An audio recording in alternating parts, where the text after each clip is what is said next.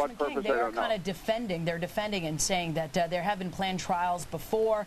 They're saying the 1993 World Trade Center bomber Ramzi Youssef was tried safely and convicted, and they're using that as sort of one of their reasons to bring them here, just feet away from where the actual September 11th attacks took place.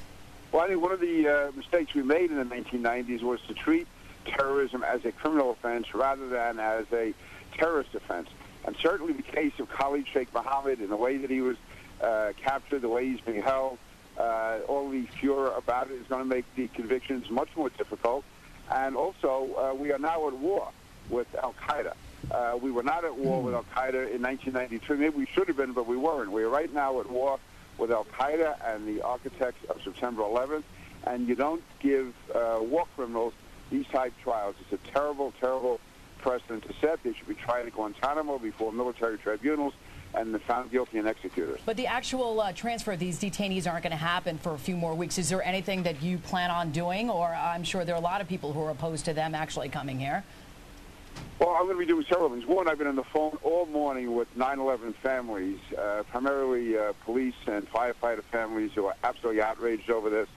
We will try to do whatever we have to do or can do publicly, but also I'm going to be in contact with people in the Congress who share the beliefs that I do, to do it, try to do whatever we can legislatively.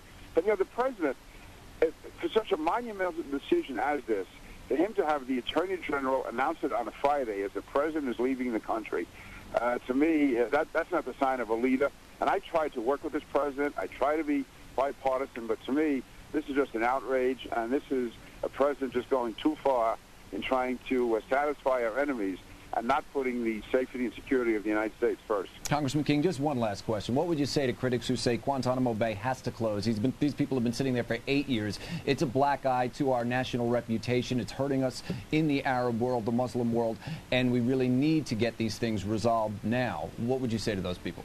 Well, first of all, we should stop worrying about the Arab world and the Muslim world and do what's right. I've been to Guantanamo. The facilities at Guantanamo are better than any American prison I've ever seen, and certainly better than most training facilities for our own military. They get top flight medical care.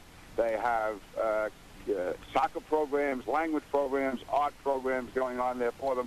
And we've allowed ourselves to be intimidated by world opinion, which has been ginned up against the United States. We should be much more forthright in defending what we do and why we do it. All right, Congressman Peter King, thank you so much for joining us live on the air with this special report.